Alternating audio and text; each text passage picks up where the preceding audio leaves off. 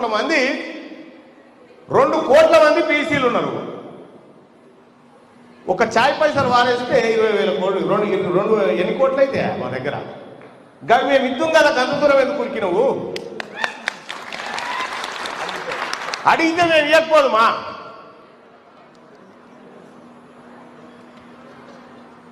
ఇక నిన్న మొన్న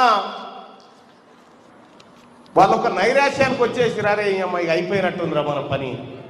బీసీలంతా గిన్ని కులాలు ఏమైనా కలిస్తే అనుకుర్రా, గిన్ని సంఘాలు కలిస్తే అనుకుర్రా? ఏడ చూసినా బీసీలంతా ఇలా చర్చకు వచ్చేసరికి ఇక లాభం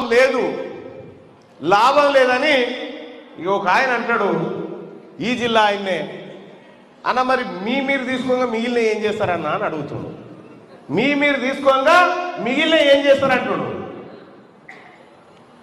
మీ పిల్లల్ని చేసుకున్న మా వాళ్ళకి ఇస్తామని చెప్పినాడు. అంటే వాళ్ళకు ఎంత ఆగమైతా ఉన్నారు చూడ్రి వాళ్ళకు. సరే, ఓ కార్యక్రమం, మంచి కార్యక్రమం నాగర్ కర్నూలు నుంచి అంకురార్పణ జరుగుతూ ఉంది. ఈ కార్యక్రమం నాగర్ కర్నూలులో ప్రారంభమై నాగర్ కర్నూలే కాదు, ఈ రాష్ట్రం నలుమూలలకు చేరాలి.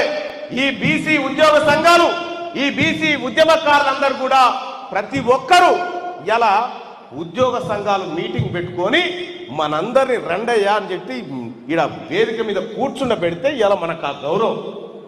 కాబట్టి ఈ ఉద్యోగ సంఘాలు ఏ కార్యక్రమం తీసుకున్నా ఈ ఉద్యోగ సంఘాల వెనకాల ఈ బీసీ సమాజం